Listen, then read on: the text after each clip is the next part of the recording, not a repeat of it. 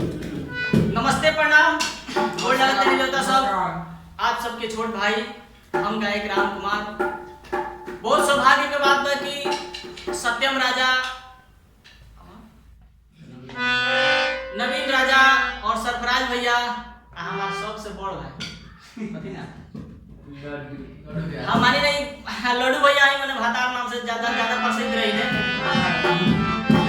ऐसे ऐसा भातार के पत्थर थाना में हमनी के रखी सब तो भैया कहल बा निहैला से बाल के पता चल जाला, खैला से गाल के पता चल जाला। सही बात। निहैला से बाल के पता चल जाला, खैला से गाल के पता चल जाला। पत्तल पर गिरते भात के औकात के पता चल जाला। सही बात बा। अरे मर्द होखे त मर्दानगी होखे के चाही ना, सोना त घर में चांदी होखे के चाही। मर्द होखे त मर्दानगी होखे के चाही ना, सोना त घर में चांदी होखे के चाही। गोर भइल कोनो इग्रासन के परी ना होला, अरे करिएगा त का ओकरा मुंह पर पानी होखे के चाही। गाय भी आए वो हमार गीत बा जौन के हमार